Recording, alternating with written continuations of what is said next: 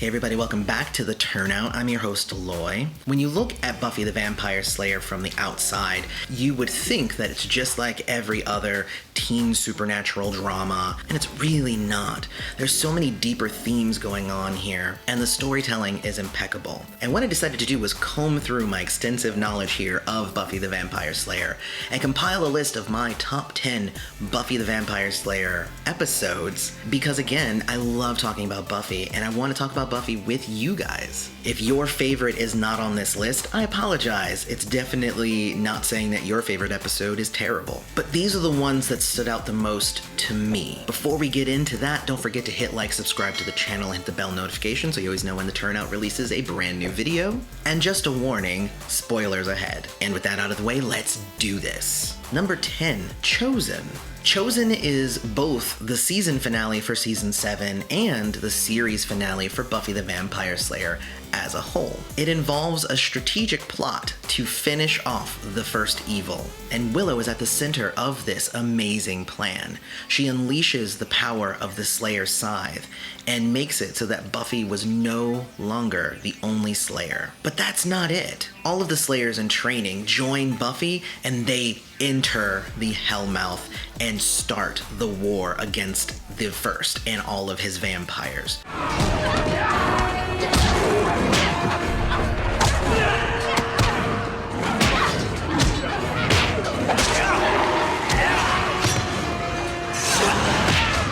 And we do lose some of them, and it's very, very dramatic. Obviously, some of the big highlights of this are Willow releasing all of her magic and opening herself up to the light side of the Force, pretty much. Spike sacrificing himself to close the Hellmouth. And obviously, all of the Scoobies outrunning the collapse of the entire town of Sunnydale as the Hellmouth implodes. After season 6 and 7, it was very hard to see how they were going to end the series, and I think that they did an amazing job, well enough that it ended up here on my top 10.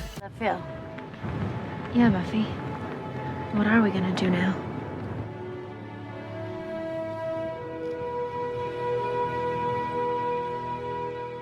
Number 9 is The Gift. Now, I know I just went on about how great the series finale was in season 7, but this episode in season 5 was supposed to be the end of Buffy. And if this was the end, I think the ending probably would have been even better. A lot of huge things happen in this episode. The biggest of which is the obvious one of Buffy sacrificing herself to save the life of her sister.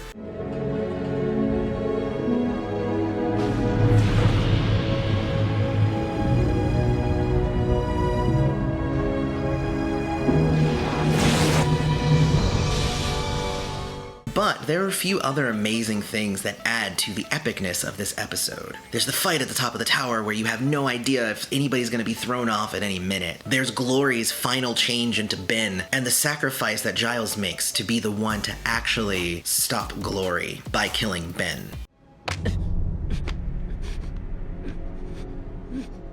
But I also have to give it to James Marsters, because as they found Buffy's dead, lifeless body at the end of the episode, you saw Spike break down in such a way it defined his character from that point on. The Gift was an amazing episode, and obviously it was the season finale of my favorite season. Funny enough, number 8 is Buffy vs. Dracula, which is the first episode of my favorite season, season 5. Now, not only is the episode cool for what is in the episode itself, Buffy feeling enamored with actually meeting a vampire celebrity. And you're sure this isn't just some fanboy thing? Because I fought more than a couple pimply, overweight vamps that call themselves Lestat.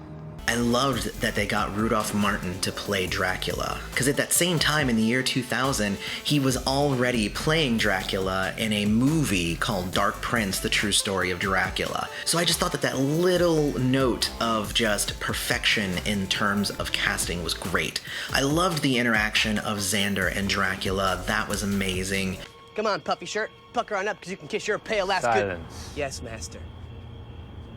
But it really all culminates in the last moments of the episode where Buffy has defeated Dracula and she comes home to find Dawn. And that's where the show blindsides us by introducing Dawn into the show. And it left everybody, I mean everybody with their jaws on the floor going, what? Episode 7 is Band Candy from Season 3. Season 3 had a lot of really cool episodes in it, but Band Candy was unique. The plot of the episode is that everybody in school has to sell chocolate bars. But these chocolate bars have been magically spiked by Ethan Rayne, no less. And it makes it so that all of the adults regress back into their teenage selves. And it is such a fun experience to watch all of these amazing adult characters as they play their best irresponsible teenage selves. Are you okay, Miss Barton? Oh, I'm cool, Willow. Willow, that's a tree. Your tree. Are there any nachos in here, little tree? In the plot, this was all a distraction so that babies could be stolen and fed to a demon. So there is something very sinister to this episode as well, but it's on the list here mostly for its comic effect. And obviously, us being able to experience Ripper, who is Giles's younger self, in the flesh. Everything that Giles left behind to become a Watcher. Told him he'd never use it. We also got to see Joyce being her perfect schoolgirl self, and obviously alluding to the fact that they got together. Episode 6, The Pack. I talked about this episode a bit when I was ranking Buffy seasons, but The Pack was the episode in season 1 that stood out and actually got me to start watching the show. The plot of the episode is that Xander and a bunch of the school bullies are possessed by a hyena spirit after a trip to the zoo. They start asserting their dominance and picking on everybody, and you get to see Xander act like a bully. They also eat the school mascot, which is a pig, and while Xander isn't there, the other hyena bullies also eat the principal. And again, for me, it showed that the writers were really trying to show us that there are stakes to these episodes. People die on Buffy the Vampire Slayer, and sometimes it's because of the heroes themselves. Episode number 5, Who Are You? This is the second part of a two-parter after this year's Girl, and it involves a plot where Buffy and Faith switch bodies. The first half of this story revolves around how Faith ends up getting the device in order to switch their bodies. You sure you're okay? 5 by 5. However, in Who Are You, we really get our very first dive into the psychology of who Faith is as a person. We've seen her as the bad girl acting out, the villain, and even the reluctant hero at times. You can't do that. It's wrong. But in Who Are You, Faith finally gets to see what it's like to live as Buffy. Faith has resented Buffy and thought that Buffy was a goody two-shoes and thought she was better. But interacting with the people who care for Buffy and feeling that genuine love, you see that she actually comes to resent herself and her actions, and she starts to show remorse. I loved this episode. I felt like it was such strong storytelling. You're not gonna kill these people. Why not? Because it's wrong.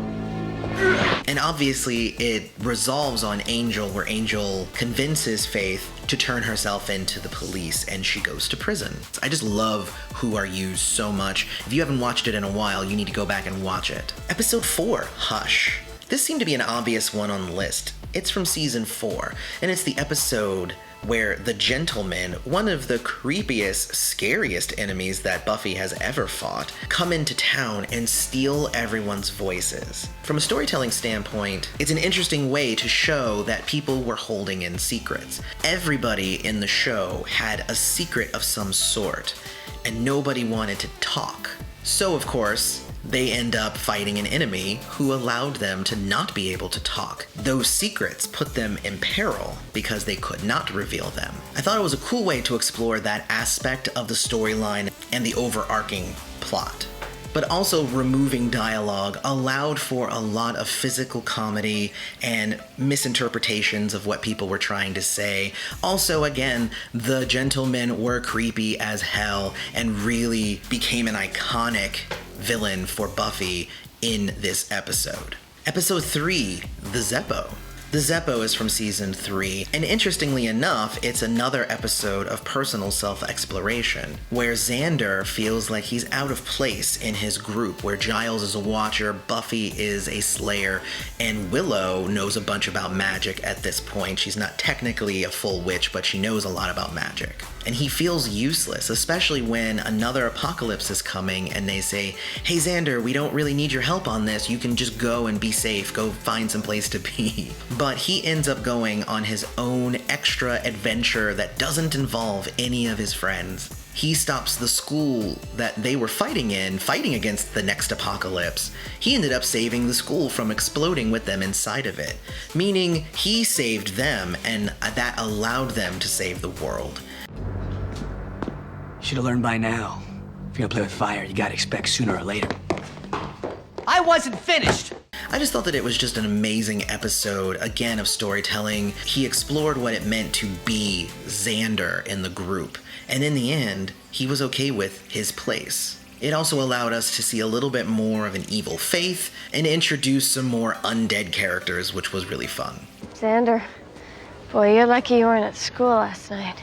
It was crazed. Episode 2 is Once More with Feeling. I'm sure everybody knew that the musical episode of Buffy the Vampire Slayer was going to end up on this list somewhere. At the time, it was super unique for a show to have a musical episode, and the concept of it not being a full-on musical, but literally a demon that makes you sing what you're thinking.